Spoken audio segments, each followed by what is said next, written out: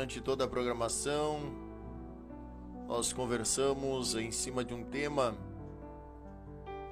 E se fosse comigo ou com alguém da minha família, qual seria a minha reação? Porque a gente, na maioria das vezes, se acha tão autossuficiente. A gente acha que nunca vai acontecer com nós.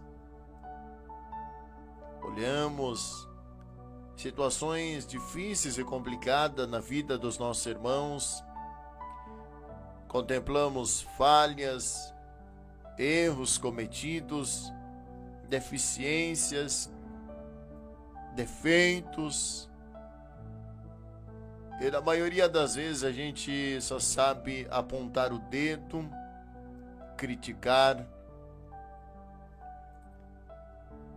Mas tem um ditado que diz: não atire pedra no telhado dos outros, sendo que você tem um telhado de vidro.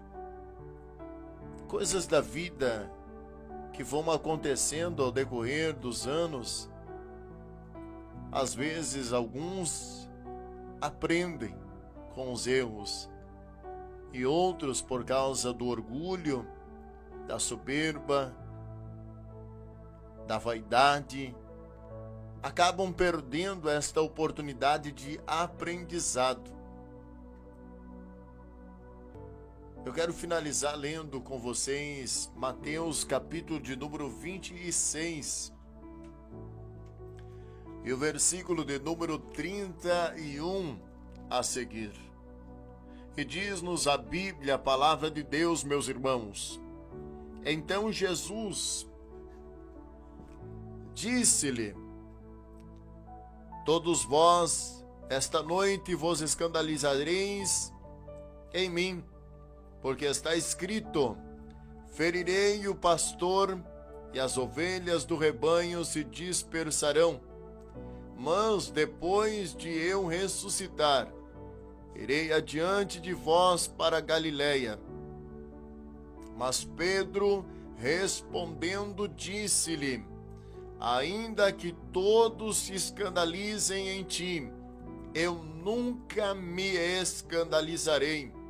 Disse-lhe Jesus: em verdade te digo que, nesta mesma noite, antes que o galo cante, 3 vezes me negarás. Disse-lhe Pedro: ainda que me seja necessário morrer contigo, não te negarei. E todos os discípulos disseram o mesmo. Irmãos, continuamos falando sério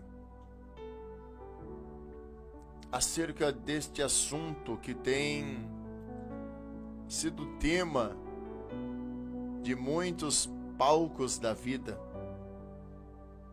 tem sido tema de muitos lares, tem sido tema de muitas famílias, tem sido tema de muitos casamentos, porque nós, algumas vezes, vacilamos por acharmos que somos invencíveis, por acharmos que somos melhores que os outros, que situações ruins nunca vão acontecer com a gente. E algumas vezes Deus permite acontecer para que a gente cresça, para que a gente amadureça, para que a gente se torne um pouco mais humilde na presença do Senhor. Diante desta palavra que me deparo nesta noite, eu vejo um homem que precisou ser quebrado para que se tornasse aquilo que Jesus queria que ele verdadeiramente fosse. E nesta noite eu te digo que muitas vezes nós precisamos ser quebrados para nos tornarmos aquilo que é a vontade de Deus. Aleluia. A Bíblia diz, meus irmãos, que Deus, Ele exalta o humilde, mas Ele abate o soberbo. Esta situação nós vemos Pedro, autossuficiente, diante de uma situação tão séria, agindo como se fosse a primeira vez que Jesus estava tocando no assunto, sendo que por inúmeras outras vezes Jesus já havia tocado neste assunto com todos eles, acerca da sua dor, acerca do momento em que teria que passar pela morte, mas que eles ficassem tranquilos, que ao terceiro dia ele iria ressuscitar.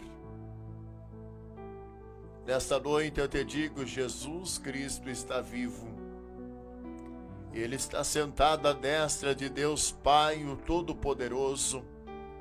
E Ele contempla toda a tua vida, toda esta situação que você está passando. Quem sabe você, como Pedro, um dia bateu no peito e disse: isto nunca vai acontecer comigo.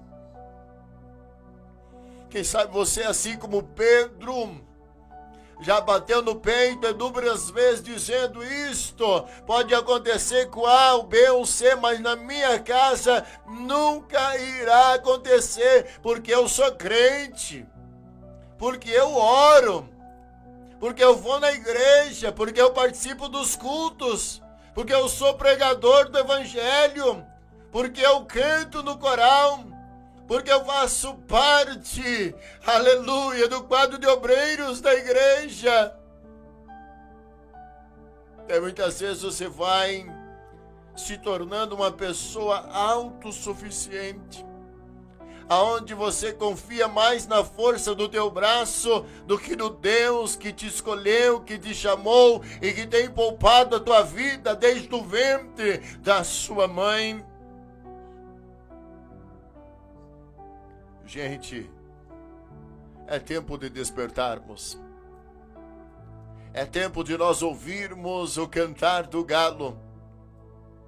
É tempo de nós entendermos que não somos melhor que ninguém, que coisas ruins também acontecem conosco, mas não é para nossa destruição, não é para nos abater, mas é para um aprendizado, é para termos experiência com Deus, é para nós amadurecermos na fé. Quem sabe você ainda não entendeu. Quem sabe você ainda está sem entendimento. Quem sabe, assim como Pedro, você vai precisar passar por uma situação complicada para você entender que Jesus, ele não se engana, que Jesus, ele não mente segundo a sua palavra. Aleluia. Que você possa ter compaixão, que você possa se igualar às outras pessoas, que quando você vê alguém padecendo, quando você vê alguém cair no erro, quando você vê alguém em pecado, quando você vê alguém se desviando da igreja, quando você vê alguém fraco na fé, ao invés de você apontar o dedo, ao invés de você julgar esta pessoa, ao invés de você criticar esta pessoa, você possa se mover de íntima compaixão, você possa estender as mãos para esta pessoa, você possa chorar com os que choram, não somente nos momentos de festa, não somente nos momentos de alegria, mas também no momento da dor, no momento do luto, no momento da perda, no momento em que esta pessoa não tem nada além da sua dor, das suas lágrimas, das suas tristezas para compartilhar contigo, mas você possa sentar ao lado desta pessoa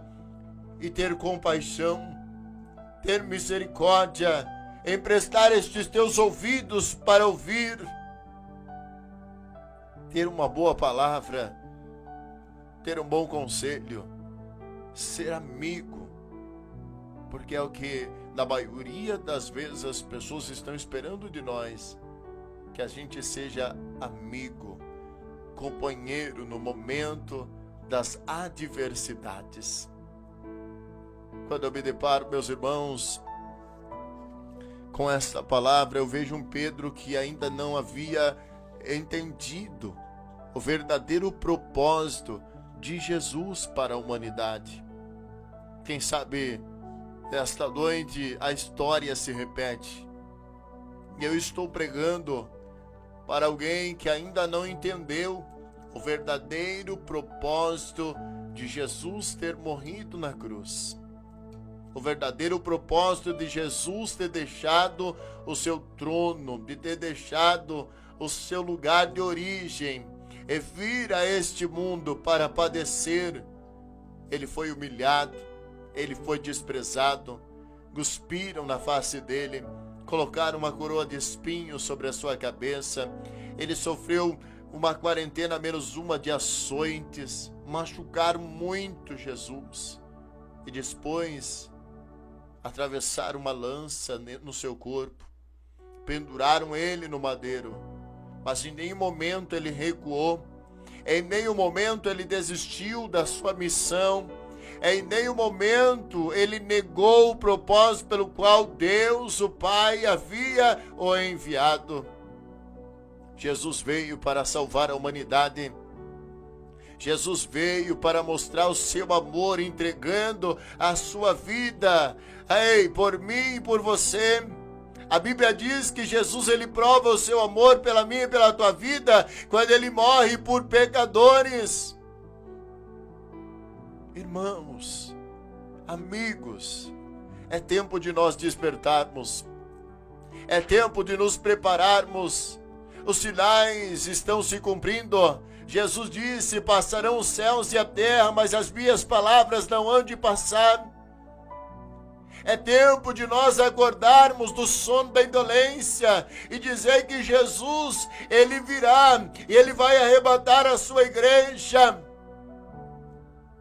É tempo de nós despertarmos do sono, é tempo de nós acordarmos e começarmos de uma vez por todas a caminharmos com Cristo e entendermos que Jesus, ele conta comigo e ele conta contigo. Já é a última hora, já é chegado o tempo em que a igreja precisa marchar, em que a igreja precisa cumprir com o seu verdadeiro propósito, que é o quê? Que é anunciar o reino de Deus e dizer para as pessoas que se preparem, que se arrependam dos seus pecados, que limpem o seu coração de toda mágoa, de toda raiz de amargura, e que se coloquem verdadeiramente na presença deste Deus, e que deem liberdade para o Espírito Santo entrar dentro da sua casa, a sua casa chamada coração, e fazer morada e dominar tudo dentro de você. Não seja como Pedro, não se descuide desta verdade, não se ache autossuficiente, não bata no peito e diga: ei, isso pode acontecer com qualquer outra pessoa, mas comigo, com a minha casa, com a minha família, isto nunca irá acontecer. E a pergunta que não me deixa calar: e se acontecer? E se de repente o dia mal bater na tua porta, você está preparado? Você vai enfrentar de cabeça erguida? Ou você vai se escandalizar? Você vai negar a tua fé? Você vai se envergonhar do Evangelho de Cristo? Você vai virar as costas para o Senhor? Então te prepare, ore, jejue, medite nesta lei dia e noite. E não te esqueça, Jesus está à porta e ele bate. Se você abrir a porta, ele vai entrar e ele vai cear contigo e você com ele. 22 horas